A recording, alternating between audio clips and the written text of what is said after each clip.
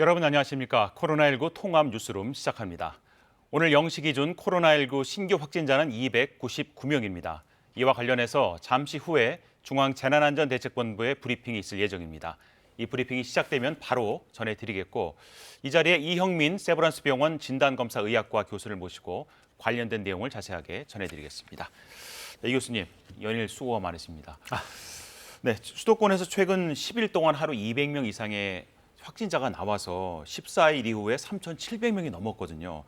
8월 15일 광화문 집회 2주 정도가 지났는데 앞으로 추세는 어떻게 될 것이라고 생각하십니까? 예, 말씀대로 최근 2주간 이제 굉장히 많은 확진자가 발생을 했습니다. 네. 근데 이 코로나19 확진자 추세는 8월 27일 날 정점을 찍은 이후로는 이제 조금 감소를 해서 이제 300명 정도의 환자가 이제 매일같이 나오고 있고요. 그다음에 이제 8월 30일 0시 기준으로 이 교수님 지금 중대본 브리핑이 시작돼서 잠시 후에 계속 여쭤보겠습니다. 네, 자, 중대본 브리핑 현장입니다. 정례 브리핑을 시작하겠습니다. 오늘 브리핑은 손영래 중앙사고수습본부 전략기획반장이 진행합니다. 권동호 통역사의 수어 통역이 제공됩니다. 먼저 손영래 전략기획반장이 코로나19 대응 방안 등을 설명하겠습니다.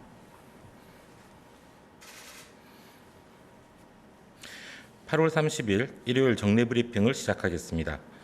8월 30일 0시 기준 국내 발생한 신규 환자는 283명입니다. 어제 2분이 돌아가셨고 총 사망자는 323분입니다. 고인의 명복을 빌고 유가족께 위로의 말씀을 전합니다. 수도권의 신규 환자는 203명으로 계속 200명대 이상의 환자 발생을 유지하고 있으며 수도권 이외 지역에서도 80명에 달하는 환자가 발생하였습니다. 지난 한 주간 감염 양상을 보면 경로를 알 수 없는 사례의 비율이 약 25%로 매우 높고 방역망 내 관리 비율도 크게 낮아져 있어 방역망의 통제력이 약해진 상황입니다. 대규모 유행의 초기에 진입하는 신호가 뚜렷해지고 있으며 지금 확산세를 꺾지 못한다면 우리는 기나긴 고통의 시간을 겪게 될 것입니다.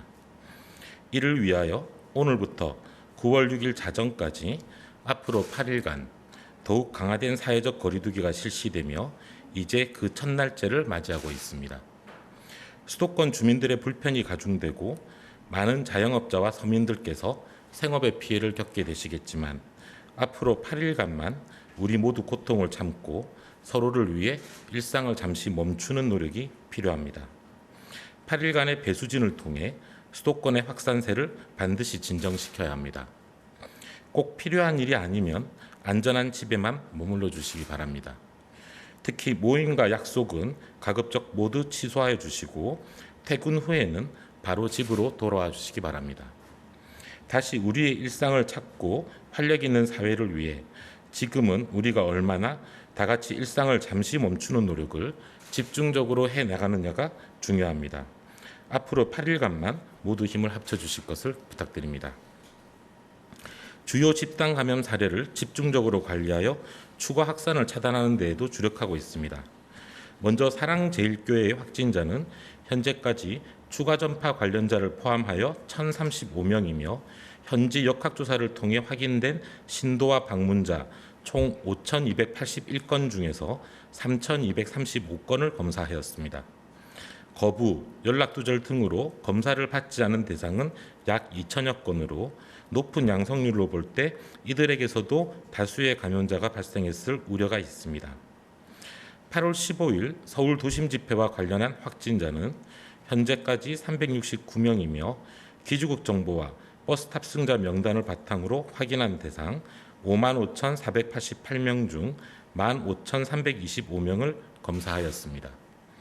경찰청, 지자체 등과 협력하여 필요한 경우 위치 추적, 수사 등까지 진행하며 아직 검사를 받지 않은 대상자를 찾고 있으나 국민 여러분의 자발적 협조가 필요합니다. 필수적인 방역 조치에 불응하는 경우 역학조사 방해 등으로 엄정하게 처벌됨을 말씀드리며 검사를 받지 않으신 분들은 한시라도 빨리 검사를 받아주실 것을 당부드립니다. 최근 빠르게 증가하고 있는 중증, 위중 환자들을 위한 안정적인 병상 확보도 매우 시급한 과제입니다. 현재 수도권에 입원 가능한 중증 환자 치료 병상은 15개, 감염병 전담병원 병상은 438개로 가용 병상이 여유롭지는 않은 상황입니다. 이에 오늘 국립중앙의료원, 지자체 등과 함께 수도권 병상 상황과 공동 대응 체계를 점검하고 병상과 생활치료센터를 계속 확충하는 방안을 마련하고 있습니다. 정부는 병상이 부족하여 환자가 필요한 치료를 제때 받지 못하는 일이 없도록 모든 자원과 역량을 동원하여 대응해 나가겠습니다. 의사단체의 집단휴진에 대해 설명드리겠습니다. 어제 국회 보건복지위원회 위원장과 주요 대학병원장 들의 중재에도 불구하고 전공의 단체는 집단휴진을 지속하기로 결정하였습니다. 정부는 이러한 결정에 대해 안타까움을 느끼며 깊은 유감을 표하는 바입니다. 정부는 그동안 코로나19의 엄중한 위기 상황을 고려하여 몇 차례에 걸쳐 양보안을 제시하였습니다. 이 위기가 끝날 때까지 정책 추진과 집단 휴진을 중단하고 이후의 모든 가능성을 열어두고 협의를 하자고 최종적으로 제안을 하여 의사협회는 동의한 바 있으며 이 제안은 아직도 유효합니다. 정부를 신뢰하기 어렵다는 전공의 단체의 문제 제기에 대해서는 국회 보건복지상임위원장이 나서서 관련 법안 추진을 중단하고 의료계가 참여한 협의기구를 설치하겠다는 입장을 어제 밝혔으며 어제 또한 국립대병원, 사립대병원, 수련병원 협의회 등 다수의 의료계 원로들이 이 정부의 이행을 함께 책임지겠다는 약속까지 하며 집단휴진 중단을 요청하였습니다. 그럼에도 불구하고 집단휴진을 계속 강행하겠으며 그 이유도 명확하게 밝히지 않는 전공의 단체의 결정에 대해 이해하기 어려우며 이는 다수의 국민들도 같은 심정일 것이라고 생각합니다. 현재 전공의 등의 집단휴진은 환자들의 희생을 요구하는 불이한 행동입니다. 첫째, 명분상 전공의들이 요구하는 의사수 확대 철회는 환자들과 아무런 관련이 없는 의료 제도적인 문제로서 환자들이 억울한 피해를 볼 이유가 없습니다. 두 번째, 코로나19의 위기 상황으로 의료 수요가 급증하는 시기에 집단적인 진료 거부를 강행하는 것은 환자들의 피해를 더 커지게 하는 결과가 야기됩니다. 만약 고의로 이를 의도하는 바라면 그 의도는 부도덕합니다.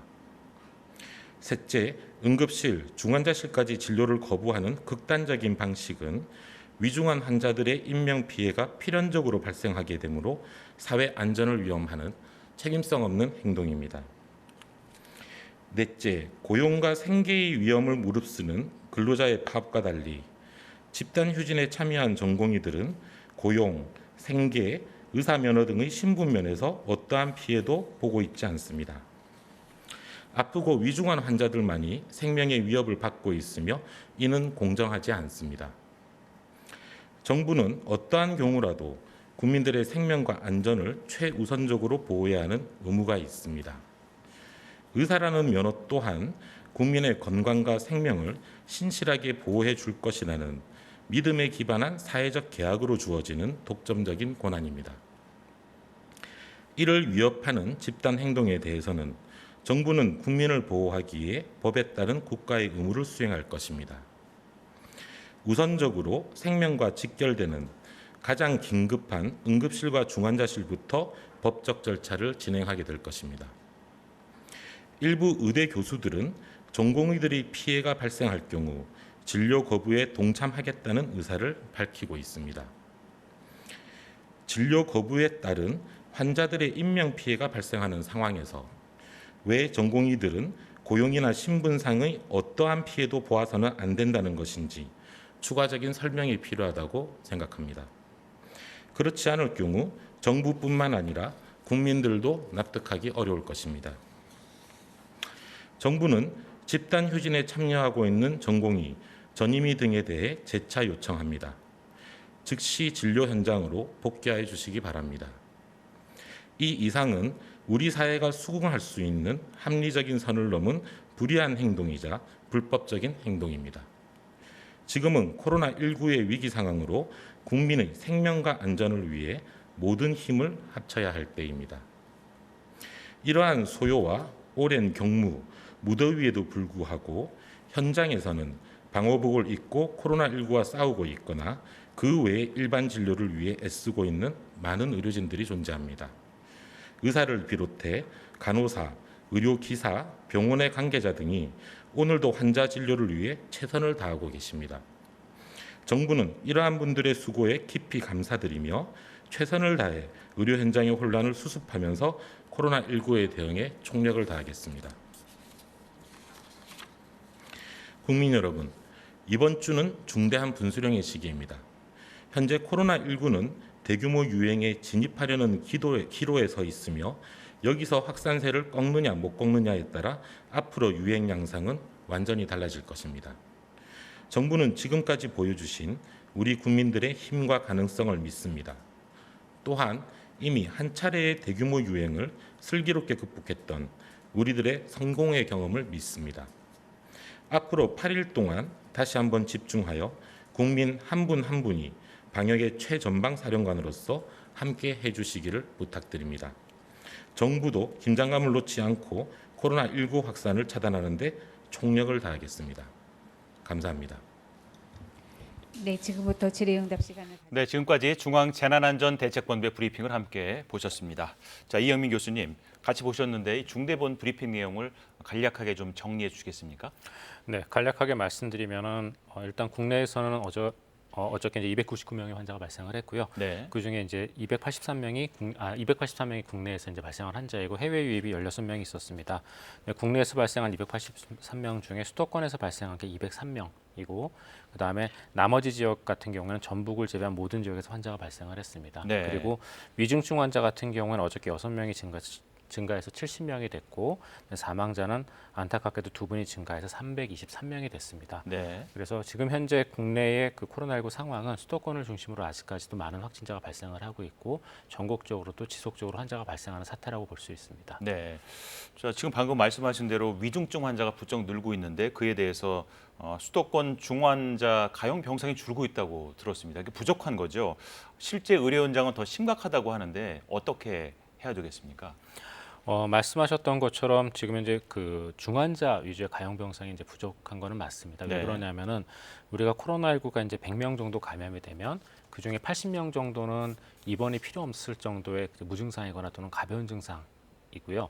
그다음에 한 20명 정도가 입원을 필요로 하게 되는데 그 중에 5명 정도가 중환자실에 입실을 하게 되고 네. 중환자실에 일단 입원을 하면 그 중에 한 절반 정도가 사망하는 것으로 알려져 있습니다. 그래서 이러한 분들의 사망을 막기 위해서 중환자 치료가 굉장히 중요한데요.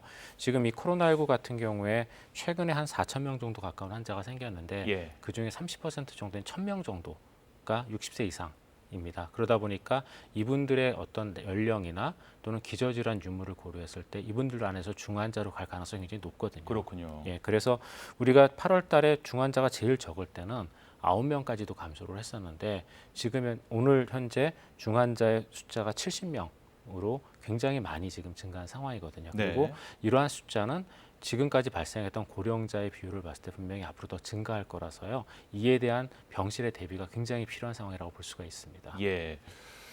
자, 그리고 오늘부터는 수도권에 대해서 3단계 준하는 방역 강화 조치가 시행이 됐습니다.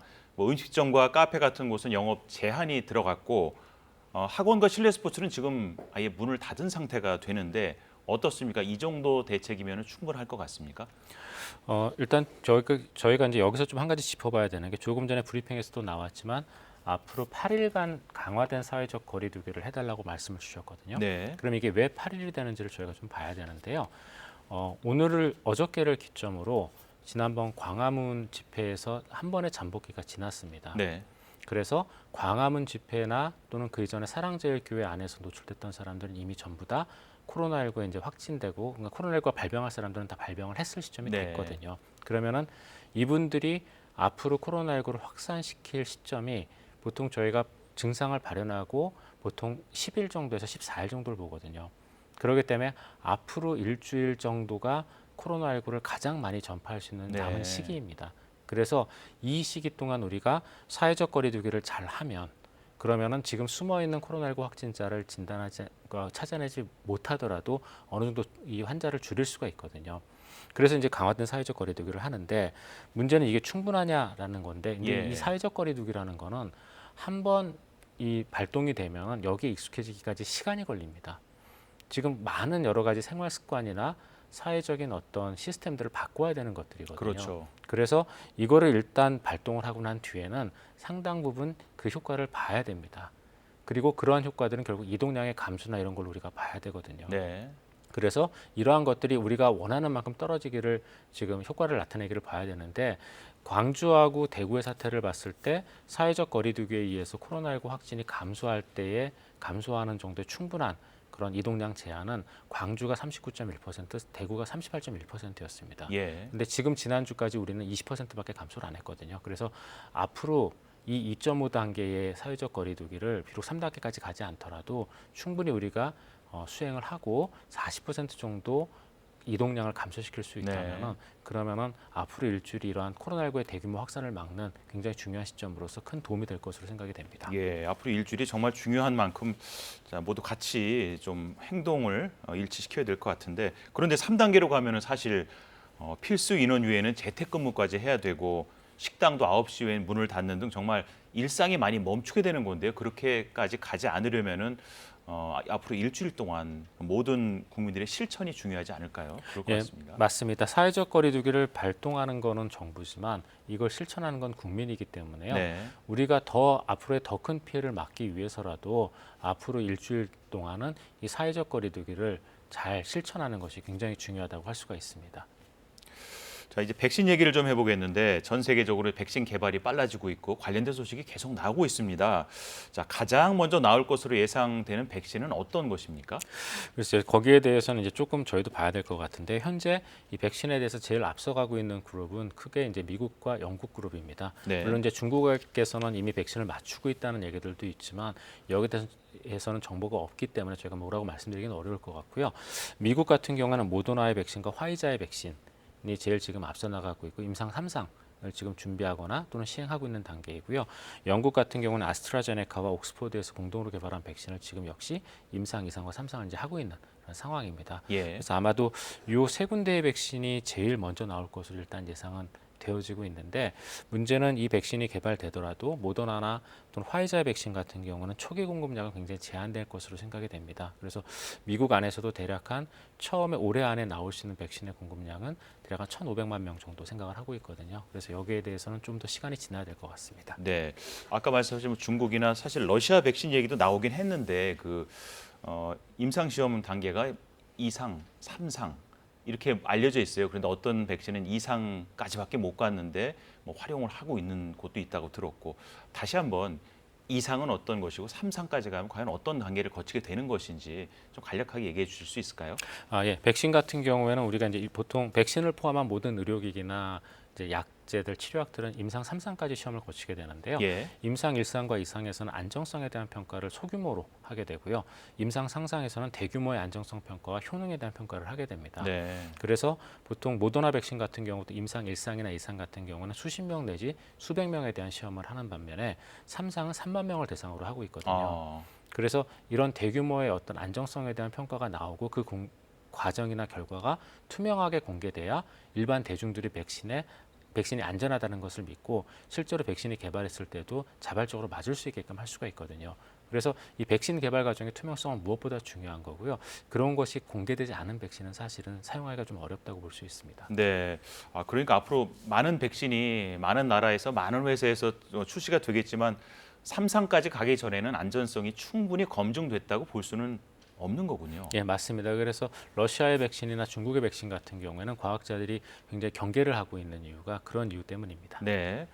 자, 그리고 코로나 치료제를 렘데시비르가 있지 않습니까? 그런데 효과가 확실하다는 얘기가 잘 들리지는 않고요. 그리고 국내에서는 완치자의 혈액을 이용한 혈장 치료제 개발 소식도 있습니다. 교수님께서 실제 환자에게 투여하신 경험이 있다고 들었습니다. 그거는 아니었고요. 이제 저희 그 병원에 있는 이제 연구팀에서 투여를 한 것이었었는데요. 그 결과를 이제 JKMS라는 우리나라 논문에 투고를 한 적이 있습니다. 그래서 그 결과를 보시면은 혈장 치료제라고 부르는 거는 결국은 이 코로나19를 앓고 난 사람의 회복기 혈액 안에 들어있는 그 중화 항체를 모아서 그거를 다시 중증 환자한테 투여하는 개념이거든요. 왜냐하면은 감염 질환에서 회복된 환자 안에는 그 환자 혈액 안에는 그 그 항체가 들어있을 가능성이 높기 때문에 네. 그거를 주는 개념입니다. 그래서 그거를 주고 효과도 일부 보기는 했는데 이런 것들이 실제로 효과가 있는지 여부는 좀 우리가 대규모 실험이 필요하다고 볼 수가 있습니다. 아, 그렇군요. 자, 그리고 전 세계적으로 인공 항체를 이용한 항체 치료제도 개발되고 있다는 소식이 있는데, 자, 이것은 어떤 방식이고 이 치료제가 과연 가능할까요? 어떻습니까? 아, 예. 조금 전에 말씀 주셨던 혈장 치료제는 실제로 코로나19를 앓고 난 사람의 혈액을 채취해서 만드는 건데요. 이거는 그 안에서 효과가 있을 것으로 생각되는 항체만 뽑아서 이걸 인공적으로 만드는 방법이 됩니다. 그래서 네. 만드는 방법은 여러 가지 기법이 존재하는데 당연히 이런 치료제도 제대로만 개발된다면은 치료 효과를 가질 수가 있습니다. 근데 문제는 이런 것들을 개발하고 그 효과가 있는지를 보기 위해서 임상 실험을 반드시 거쳐야 되고 그렇죠. 아직까지 여기에 대한 임상 시험은 대규모로 진행되지는 않았거든요. 그래서 여기에 대해서도 조금 시간을 두고 저희가 결과를 지켜봐야 될 것으로 생각이 됩니다. 예. 아까 시작할 때 질문을 드리다가 이제 중간에 말씀하시다가 잠시 멈췄었는데, 자, 그렇습니다. 이번 8일이 상당히 중요하다고 지금 강조를 해주셨는데 앞으로 추세는 어떻게 될 것으로 예상하실 수가 있을까요? 물론 이 질문이 꼭 답이 되는 건 아니겠지만 어떻게 생각하시는지 궁금합니다. 일단 27일이 정점이었고요. 지금 4일 연속 코로나19 확진자는 감소하는 것으로는 보입니다. 근데 네. 문제는 코로나19 같은 경우는 잠복기나 이런 것들 때문에 이 하루 이틀로 우리가 감소하는지 여부를 알 수가 없고 3데이 무빙 에버리지나 7데이 무빙 에버리지라고 3일이나 7일치의 평균을 순차적으로 평가를 해봐야지만 저희가 그걸 알 수가 있거든요. 그런데 그걸 놓고 봤을 때 아직까지 감소하는지 여부는 알 수가 없습니다. 더더군다나 27일 날 정점이었고 이번 주말이 껴있는 상황에서 주말에는 검사 건수가 지금 하루에 5, 6만 건을 하더라도 많이 예. 평상시에 비하면 주는 패턴이 맞거든요. 그렇기 때문에 우리가 이 코로나19가 정확하게 진짜 줄어드는 추세인지를 보려면은 적어도 다음 주 월화수에 환자 수를 봐야 될 것으로 생각이 되고요. 네. 그래야 실제로 감소하는지 여부를 알 수 있을 것 같습니다. 근데 예. 개인적으로 예측은 네. 현재 이 코로나19 같은 경우에는 지금 숨어 있는 환자가 얼마가 있느냐를 지금 우리가 이제 알아야지 될 것 같은데 그렇죠. 사랑제일교회 관련돼서 5,200명 중에서 지금 검사를 받은 게 60%고 아직 40%가 남았습니다. 그런데 60% 검사 받은 데서 1,000명이 나왔거든요. 아직까지 숨어 있는 사람 40% 안에는 6, 700명의 환자가 있을 겁니다. 그리고 8.15 집회도 5만 명 중에 15,000명, 30%가 검사를 받았고 70%가 검사를 안 받았는데 네. 그 중에 300명이 넘게 환자가 나왔거든요. 그럼 이 안에도 아마 6, 700명의 환자가 있을 아, 겁니다. 그렇군요. 그럼 최소한도 1,000명 이상의 지금 코로나19 확진자들이 이 두 가지의 사건과 관련돼 있어서 지금 사회 안에 잠복해 있는 거거든요. 그러면은 이 사람들 우리가 제대로 빨리 잡지 못했을 경우 현재의 재생산 지수를 1.5에서 2 정도 놓고 보게 되면은 1, 2주 정도 만에 이 사람들은 결국 2배에서 4배 이상 불어나게 될 겁니다. 그래서 정은경 본부장이 지난주에 한 다음 주가 되면은 최악의 경우는 하루 2,000명의 환자가 네, 나올 수 있다고 그랬었죠. 경고를 한 거거든요. 그래서 이런 것들을 막기 위해서라도 우리가 이 사랑제일교회와 8.15 집회 관련된 분들이 빨리 와서 진단검사를 받게끔 하는 것들이 중요할 것 같고요.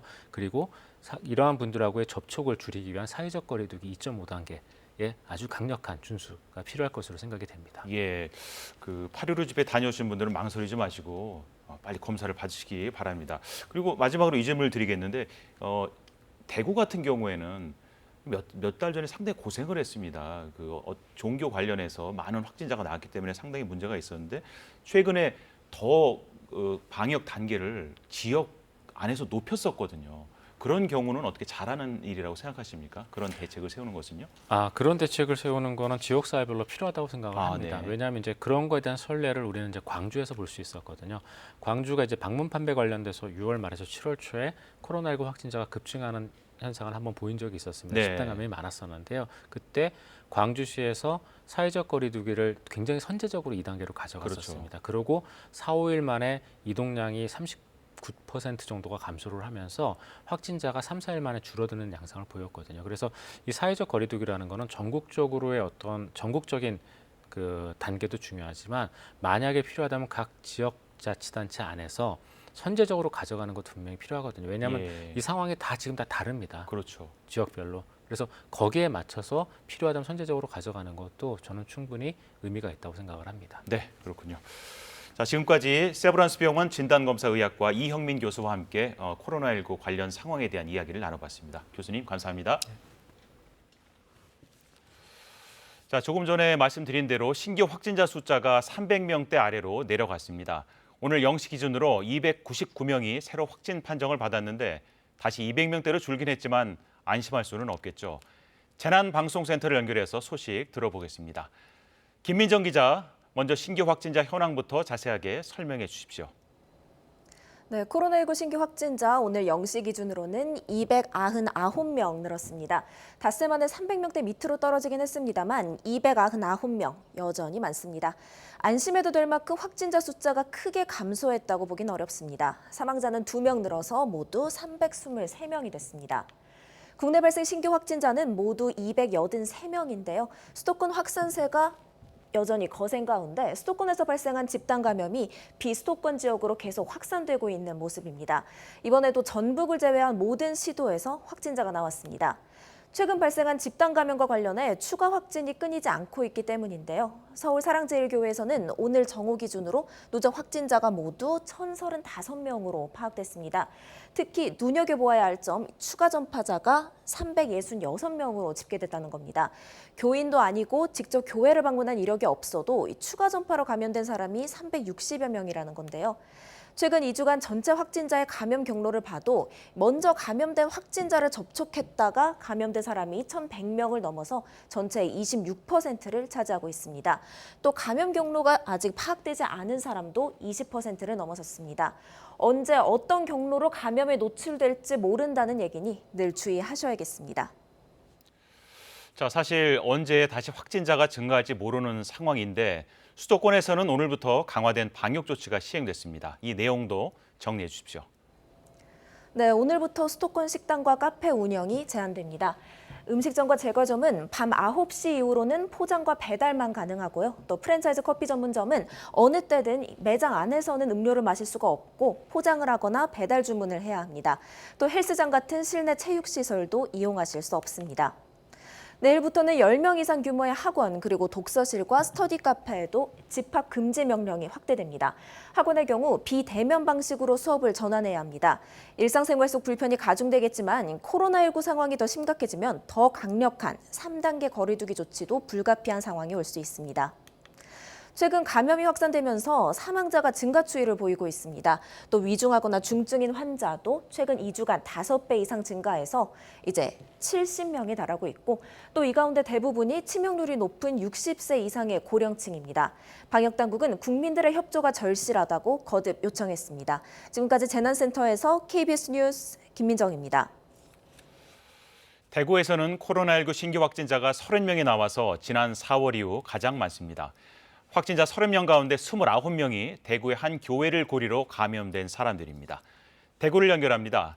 최보규 기자, 대구는 1차 확산을 막아서 한동안 확진자 수가 적었는데 왜 갑자기 수가 늘었을까요? 네, 오늘 0시 기준 30명이 대구에서 확진 판정을 받았습니다. 대구에서 하루 신규 확진자가 30명 이상 나온 건 지난 4월 1일 이후 처음으로 5달 만입니다. 신규 확진자 30명 가운데 29명은 대구 동구에 있는 사랑의 교회에 다니는 교인이거나 교인과 접촉한 사람들입니다. 어제까지만 해도 이 교회에 다니는 40대 부부와 자녀 2명, 지인 1명 등 5명이 확진됐는데요. 이후에 이 교회 신자와 접촉한 사람을 찾아 추가 검사를 진행한 결과 어제 집단 감염이 확인된 겁니다. 지금까지 집계된 사랑의 교회 교인 확진자는 모두 34명입니다. 경북에서는 예천군에서 약국을 운영하는 50대 A씨와 그의 20대 아들, 또 A씨의 가게에서 일하는 30대 등 3명이 감염됐습니다. 경상북도는 이들의 감염 경로를 추적하는 한편 해당 가게에 들른 손님 30여 명에 대해서 진단 검사를 벌이고 있습니다. 자, 사랑의 교회와 관련된 확진자들이 광화문 집회에 다녀왔는데 몇 명이나 됩니까? 네, 대구 사랑의 교회 신도는 103명인데요. 절반에 가까운 46명이 지난 15일 서울 광화문 집회에 다녀온 것으로 확인됐습니다. 집회 직후 이뤄진 대구시의 전수검사에서는 집회에 참석한 교인 46명 가운데 44명이 음성 판정을 받았지만 최근 진행된 재조사에서 22명이 양성으로 나와 보건당국이 감염 경로를 추적하고 있습니다. 동시에 대구시는 이 해당 교회가 2주간의 대면 예배 자제 요청에도 불구하고 집회 이후인 지난 23일과 26일 대면 예배를 강행한 사실을 확인했습니다. 또 명부 작성 등 기본적인 방역 수칙도 위반해 이 교회 목사를 고발 조치하기로 결정했습니다. 대구시는 이 교회에서 시작된 새로운 감염이 지역 사회로 확산할 수 있다고 우려하고 있는데요. 이에 오늘과 내일 감염병 전문가 등과 긴급 대책 회의를 열고 필요하다면 사회적 거리 두기를 수도권에 준하는 단계로 격상하는 방안을 논의합니다. 더불어 현재의 확산세가 이어지면 다음 주 주말쯤 생활치료센터 재가동도 고려할 계획입니다. 지금까지 대구시청에서 KBS 뉴스 최복입니다. 제주에서는 어제 하루에만 코로나19 확진자 4명이 추가로 발생했습니다. 제주 지역의 감염은 불법 야간 파티를 연 게스트하우스와 확진 판정을 받고도 동선을 숨긴 은퇴 목회자 부부를 고리로 퍼지고 있습니다. 이번엔 제주 취재기자를 연결합니다.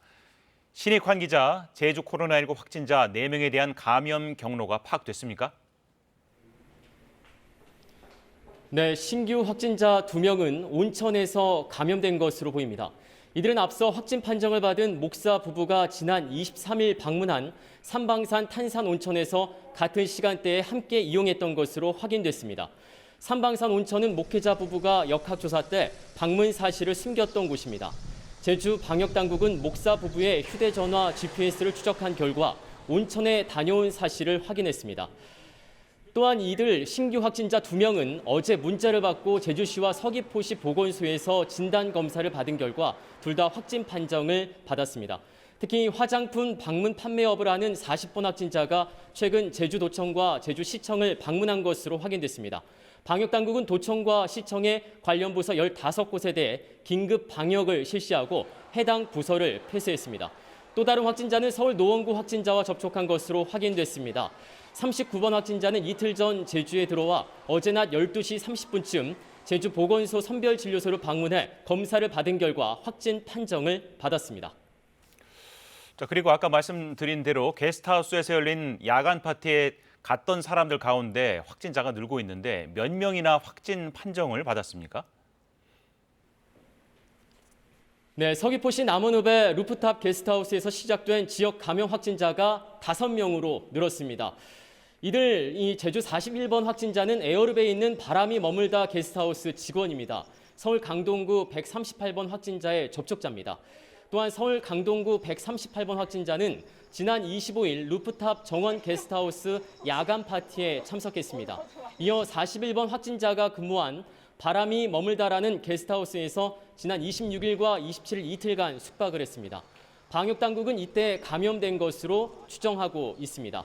제주도는 불법 야간 파티가 의심되는 게스트하우스에 대한 특별 단속에 나서 집합 금지 명령 위반 등 모두 6곳을 적발했습니다. 지금까지 제주도청에서 KBS 뉴스 신익환입니다. 네, 중앙방역대책본부가 오늘 코로나19 국내 발생 현황에 대해서 브리핑을 했는데 코로나19의 전파 속도가 둔화되지 않고 있다고 합니다. 브리핑 내용 들어보시겠습니다. 코로나 바이러스 감염증 19 국내 발생 현황을 말씀드리겠습니다. 8월 30일 기준으로 국내 신규 발생자는 283명이 확인되었고 해외 유입 사례는 16명이 확인되어 총 누적 확진자 수는 19,699명입니다. 신규 격리 해제자는 138명으로 현재 75.6%가 격리 해제되어 4,473명이 격리 치료 중입니다. 위중증 환자는 70명이며 사망자는 2명으로 누적 사망자는 323명이고 치명률은 1.64%입니다. 삼가 고인의 명복을 빌고 유가족들께는 심심한 위로의 말씀을 드립니다. 국내 발생 현황에 대해서 말씀드리겠습니다. 서울 성북구 사랑제일교회와 관련하여 접촉자 조사 중에 17명이 추가로 확진되어 현재까지 누적 확진자는 총 1,035명입니다. 교인 및 교회 방문자가 590명이고 추가 전파가 366명이며 현재 조사가 진행 중인 사례가 79명입니다. 현재까지 사랑제일교회와 관련하여 추가 전파 발생 장소는 25개소이며 확진자는 총 158명으로 접촉자 조사가 계속 진행 중에 있습니다. 8.15 서울 도심 집회와 관련하여 조사 중에 62명이 추가로 확진되어 현재까지 누적 확진자는 총 369명입니다. 이 중 집회 관련해서는 149명, 추가 전파가 121명, 경찰이 8명, 그리고 현재 조사 진행 중인 사례가 91명이 되겠습니다. 현재까지 8월 15일 서울 도심 집회와 관련한 추가 전파 발생 장소는 10개소이며 확진자는 총 118명으로 접촉자 조사가 계속 진행 중에 있습니다. 이 중 서울 중량구의 녹색병원, 대구의 은혜로 비전교회 및 아가페 교회 관련 사례는 역학조사 결과 8월 15일 서울 도심 집회와 관련성이 확인되었습니다. 신규로 확인된 대구 사랑의 교회에서는 8월 28일 첫 확진자가 발생한 후에 접촉자 조사 중에 33명이 추가 확진되어 현재까지 누적 확진자는 총 34명입니다. 역학조사 결과 집회 환자와 교인 다수가 8월 15일 서울 도심 집회에 참석한 후 교회 예배를 통해 전파된 것으로 추정하고 역학조사가 진행 중에 있습니다. 서울 영등포구의 큰 권능교회 관련하여 8월 27일 첫 확진자 발생 후 접촉자 조사 중에 16명이 추가로 확진되어 현재까지 누적 확진자는 총 17명이며 감염 경로 및 접촉자 조사가 진행 중에 있습니다. 서울 동작구 서울신학교회 관련하여 8월 26일 첫 확진자가 발생한 후 접촉자 조사 중에 21명이 추가로 확진되어 현재까지 누적 확진자는 총 22명입니다. 교인이 14명이고 추가 전파가 6명이며 조사 중인 사례가 2명입니다. 경기 평택시의 서해로 교회와 관련하여 8월 27일 첫 확진자 발생한 이후 현재까지 총 10명이 확인되어 접촉자 조사가 진행 중에 있습니다. 해외 유입 사례에 대해서 말씀드리겠습니다. 8월 30일은 총 16명이 확인되었으며 검역 단계에서 6명, 지역사회 단계에서 9명이 확인되었으며 내국인이 10명이며 외국인이 6명입니다. 추정 유입 국가는 중국이 1명, 그리고 이라크 3명, 필리핀 2명 등, 그리고 미국이 4명이었습니다. 현재까지 사망자와 중증 위중증 환자 현황에 대해서 설명을 드리겠습니다. 현재까지 사망자는 총 323명으로 고혈압, 당뇨병 등 기저질환이 있는 경우가 314명으로 97%입니다. 연령별로는 60대 이상이 301명, 50대가 16명, 40대가 4명, 30대가 2명이었습니다. 대부분의 사망 사례가 60대 이상에서 발생하였으며 감염 경로별로는 시설 및 병원 관련된 감염자에서의 사망이 52.3%였습니다. 최근 2주간 위중증 환자도 5배 이상 증가하여 금일 위중증 환자는 총 70명입니다. 연령별로는 60대 이상이 60명으로 85.7%, 50대가 7명, 40대가 3명이었습니다. 코로나19에 확진될 경우에 중증으로 이어질 가능성이 높은 고위험군인 60세 이상의 고령층은 외출을 최대한 자제해 주시고 의료기관 방문 등 불가피하게 외출을 하시더라도 반드시 마스크를 착용해 주실 것을 당부를 드립니다. 또한 발열이나 기침, 인후통, 호흡곤란 등의 호흡기 증상이 생길 경우에는 조금이라도 몸이 아프실 때 신속하게 선별진료소를 방문하여 진료와 검사를 받아주실 것을 요청을 드립니다. 최근 들어 고위험군인 고령층이 이용하는 요양시설과 요양병원 등 의료기관에서의 집단 감염 사례가 증가하고 있어 주의가 필요한 상황입니다. 현재 방문요양센터와 실버센터, 데이케어 센터와 같은 노인들 복지시설에서의 집단 발생 사례가 증가하고 있고 또 요양병원을 포함한 많은 병원에서의 노출이 증가하여 병원이 폐쇄되거나 의료 종사자가 자가격리를 들어가서 의료 진료에 차질이 발생하는 사례가 증가하고 있는 상황입니다. 역학조사 결과 노인복지시설, 의료기관의 경우 대부분은 종사자를 통해 시설 내로 유입이 된 후에 전파되는 경우가 많은 것으로 조사되고 있습니다. 고령층과 기저질환자들이 주로 이용하는 각종 요양시설 및 의료기관으로의 유입을 차단하기 위해서 해당 시설의 종사자, 시설 관리자는 주의사항을 반드시 지켜주실 것을 요청을 드립니다. 종사자는 카페, 식당, 주점, 노래방, PC방 등 다중이용 시설은 방문하지 말아주시고 여행 모임 등도 취소하거나 연기해 주시길 바랍니다.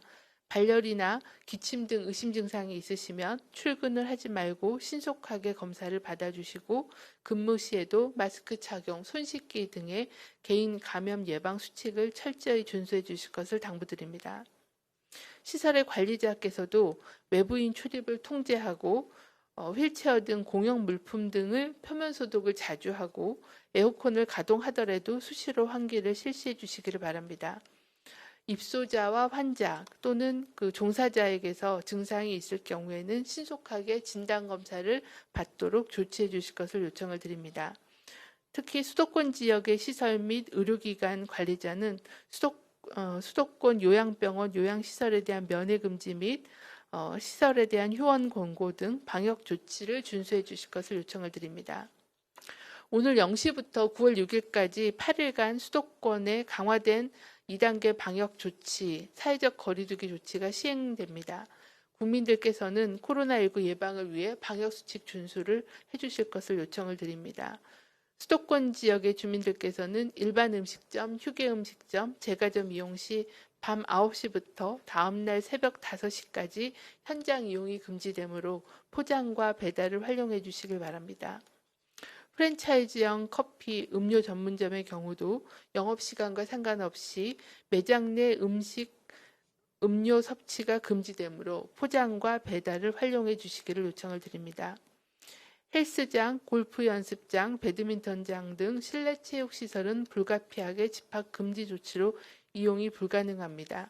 집안이나 안전한 야외를 이용한 실체 활동, 운동을 해주시기를 요청을 드립니다. 또한 독서실과 스터디 카페의 경우에도 집합금지 조치로 이용이 불가능하므로 학원에서의 대면 수업도 불가능해집니다. 비대면 수업으로 활용해 주실 것을 요청을 드립니다. 수도권 지역뿐만이 아니라 전국적인 감염 확산이 지속되고 있으므로 코로나19 억제를 위해 2단계 사회적 거리두기 국민행동 지침을 철저히 이행해 주실 것을 요청을 드립니다.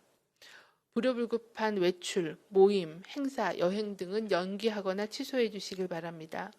불가피하게 외출을 할 경우에는 반드시 마스크를 착용하고 마스크를 착용할 경우에도 입과 코를 완전히 가리고 마스크 표면은 최대한 만지지 않는 등 제대로 된 마스크 착용 방법을 준수해 주시길 바랍니다. 또한 발열이나 호흡기 증상 등 의심 증상이 있을 경우에는 외출을 자제하고 가까운 선별진료소에서 진료와 검사를 받아주실 것을 요청을 드립니다. 코로나19 유행 전파 속도가 둔화되지 않고 새로운 집단 발생으로 이어지고 있습니다. 교회, 식당, 카페, 체육시설 등 우리 일상 곳곳에서 전파 고리가 생겼고 최후의 방어선이라고 생각하고 있는 의료기관과 요양시설까지 확산되고 있고 또한 고령층에서는 사후에 확진되는 사례도 보고되고 있는 엄중한 위기 상황입니다.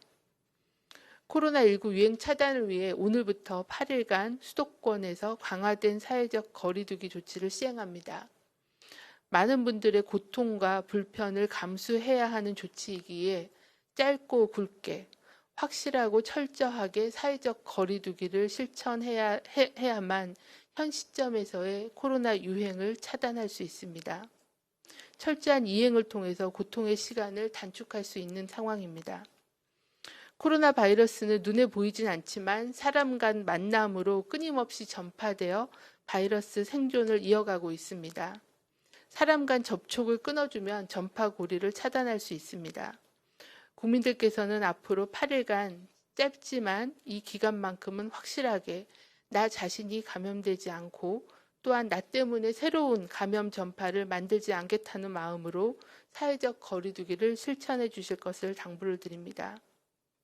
전파 고리를 차단하는 방법은 어찌 보면 단순합니다. 마스크 착용과 손 씻기로 바이러스에 감염되는 것을 막고 사람 간 만남을 줄여서 바이러스가 전파되는 것을 막는 것입니다. 당국의 강제력과 행정명령으로 국민들의 모든 활동을 차단할 수는 없습니다. 대구 경북의 위기를 맞았을 때의 경각심과 어려움을 극복해낸 그 경험을 자신감으로 삼아 방역 대응의 주체인 국민과 의료계, 기업과 방역당국이 다시금 연대와 협력의 힘을 모아 지금의 위기를 반드시 극복할 수 있을 거라고 믿습니다. 국민 모두가 한 팀이 되어 모임과 외출을 자제하고 마스크 착용과 손 씻기로 코로나 전파 고리를 끊어내는 한 주가 되기를 바랍니다. 방역 당국도 최선의 노력을 다하겠습니다. 오늘 0시부터 수도권에서는 강화된 사회적 거리두기 2단계가 시행됐습니다. 술집과 음식점은 새벽 장사를 접고 매장 문을 닫았고 프랜차이즈 카페는 포장 주문만 가능해서 한산해졌습니다. 첫날인 만큼 혼란도 적지 않았는데 윤보미 기자가 보도합니다. 새벽 1시가 넘은 시각. 강화된 거리두기가 무색할 만큼 서울 홍대 앞 공원이 여전히 북적입니다. 마스크를 턱까지 내린 채 떠드는가 하면 335 모여 끌어안기도 합니다.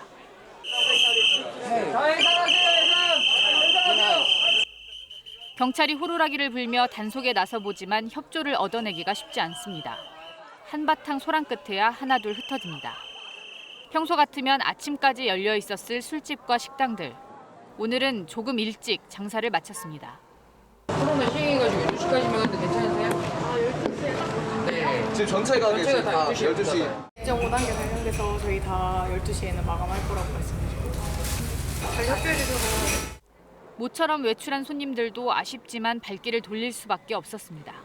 옛날 같으면 좀 북적북적하고 이제 술 먹는 이제 맛에 갔는데 지금 이제 코로나 때문에 너무 심해지게 해가지고 상인들은 벌써 눈에 띄게 줄어든 매출에 걱정이 앞섭니다. 장기전이 된다면 가게 문을 닫는 것까지도 고민해봐야 할 상황입니다. 걱정 정도가 아니죠. 뭐 당장 뭐 내일부터는 9시까지니까 문 열고 뭐 장사 조금 하려고 그러면 문 닫아야 되니까 장사가 뭐 문 연다는 그 자체밖에 없는 거예요.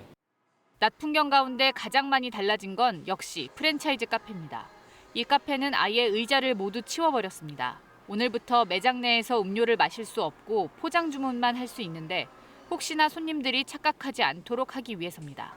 항상 사람들로 꽉 차 있던 곳인데 이 의자까지 이렇게 다 치워져 있으니까 정말 코로나가 정말 이제는 위험하구나라는 걸 좀 피부로 느낄 수 있는 것 같습니다. 엄중한 시기니까 좀 불편하긴 하지만 그런 불편함을 감수하고 좀 다들 동참해야 될 것 같습니다. 이렇게 잠깐 방문하는 포장 손님도 발열 여부를 확인하고 인적 사항을 적은 뒤에야 매장에 들어올 수 있습니다.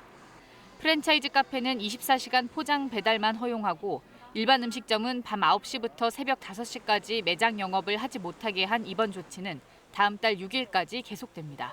KBS 뉴스 윤봄입니다. 조금 전에 정은경 본부장의 브리핑 중에 화면 자막 중 동작구 서울 신앙교회라고 나왔었는데 이것을 동작구 서울 신학교회로 바로 잡습니다. 지난 24일 서울시가 마스크 착용을 의무화한 이후 마스크 미착용 관련 112 신고는 하루 평균 250여 건, 모두 1,280건이 접수됐습니다.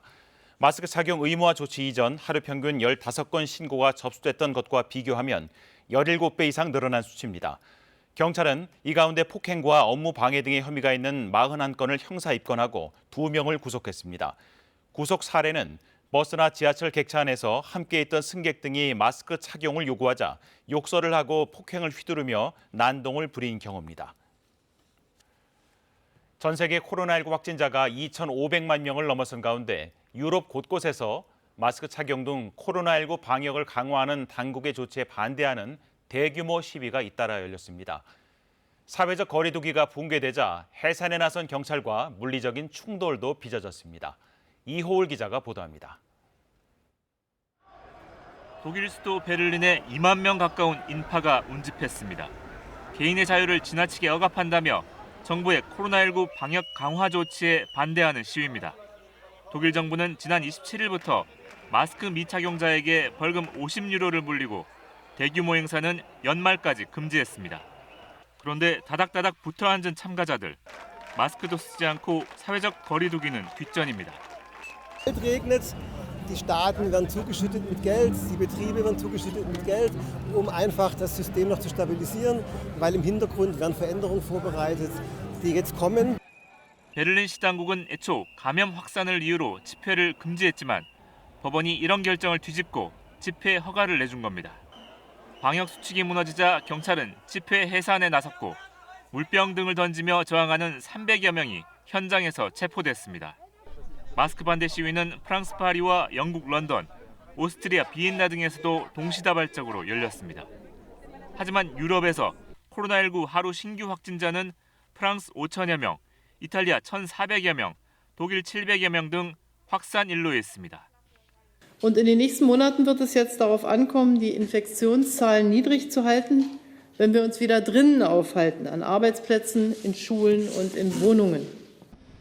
유럽 각국이 경제에 타격을 주는 봉쇄령 대신 마스크 착용 등 방역 수칙 강화에 역점을 기울이고 있지만 프랑스 정부는 자택 대피령 제도 입도 배제하지 않고 있다고 밝혔습니다. KBS 뉴스 이호울입니다. 미국 엘라베마 대학에서 개학 이후 열흘 만에 1,000명이 넘는 코로나19 환자가 나왔다고 일간 워싱턴 포스트가 현지 시간 29일 보도했습니다. 엘라베마 대학은 이번 주에 메인 캠퍼스인 터스콜루사 캠퍼스에서 학생 481명이 코로나19 양성 판정을 받았다고 밝혔습니다. 이에 따라 지난 19일 개강한 뒤 이 학교에서 코로나19 감염자로 판정된 학생 수는 모두 1,043명으로 늘었습니다. 대학 측은 학생들이 개강 전 모두 코로나19 검사를 받았으며 교실에서 전파됐다는 증거는 없다고 밝혔습니다. 의대 정원 확대 등을 두고 정부와 의사협회 간 갈등이 이어지고 있는데 전공의들이 집단 휴진을 이어갈지 밤새 논의한 결과 집단 행동을 무기한 계속하기로 결정했습니다. 이에 대해서 정부는 깊은 유감의 뜻을 나타내며 의료 현장에 복귀해달라고 거듭 요청했습니다. 김민혁 기자의 보도입니다. 집단 휴진을 진행 중인 전공의들이 집단 행동을 무기한으로 계속 이어가기로 했습니다. 대한전공의협의회는 오늘 오전 입장문을 내고 모든 전공의는 비상대책위원회의 지침에 따라 단체 행동을 지속할 것이라고 밝혔습니다. 이어 대의원은 이후로 7일 동안 모든 단체 행동과 관련된 주요 의사결정을 대의원의 의견을 수렴한 비상대책위원장에게 위임할 것이라고도 전했습니다. 이로써 의대 정원 확대와 공공의대 설립 등 정부 의료 정책에 반대하고 있는 전공의들의 집단 행동은 무기한으로 이어질 것으로 보입니다. 앞서 대한전공의협의회와 의학교육수련병원협의체 등은 어제 보건복지부가 구성하는 의정협의체에서 의대 정원 확대 등 정부 정책을 원점에서 재논의하자는 데 잠정 합의했습니다. 전공의협의회는 이 안을 두고 집단 휴진을 중단할지 회의를 밤새 진행했지만 결국 계속 이어가기로 결론 내린 겁니다. 보건복지부는 곧바로 깊은 유감의 뜻을 밝혔습니다. 코로나19 상황에 대화 기간 동안 집단 행동을 중지할 것을 그간 요청해왔으며 정부도 의대 정원 통보 등 일방적인 정책 추진을 강행하지 않겠다고 제시해왔다고 밝혔습니다. 또 국회에서는 한정혜 보건복지위원장이 전공의협의회와 만나 의료 전문가 집단이 포함된 국회 내 협의기구를 설치해 모든 가능성을 열어놓고 논의하기로 했었다고 전했습니다. 이처럼 정부와 의료계 사이 갈등이 계속되는 가운데 전공의들의 휴진 참여율은 약 76%에 달하고 있습니다. 일부 대형 병원에서는 수술과 외래 진료가 축소되는 등 환자 불편도 이어지고 있습니다. 앞서 정부는 업무 개시 명령에 불응한 전공의 10명을 경찰에 고발했고 의사협회는 9월 7일부터 무기한 집단 휴진에 들어갈 것이라고 맞서기도 했습니다. 여기에 전국 주요 의과대학 교수들도 전공의들을 지지하며 제자들이 피해를 볼 경우 추가 집단 행동에 나서겠다고 예고해 진료 차질은 더 커질 가능성이 큽니다. KBS 뉴스 김민혁입니다. 네, 한숨 돌리고 가겠습니다. 여름의 전령사로 불리는 연꽃이 요즘 절정의 아름다움을 뽐내고 있다고 합니다. 진흙탕 속에서 피는 연꽃은 보기에도 예쁠 뿐 아니라 알고 보면 쓸모도 꽤 많은 식물인데 쓰임새가 다양한 연꽃의 세계를 선재희 기자가 소개해드립니다. 어른 키만큼 자라난 연꽃 숲을 연못에 배를 띄어 연잎 수확에 한창입니다. 올해는 유독 비가 많이 와 일주일 이상 늦어졌습니다. 대롱은 상하지 않게 연잎만 싹둑 잘라내는 게 요령. 작업장으로 옮겨진 연잎은 선별 과정을 거칩니다.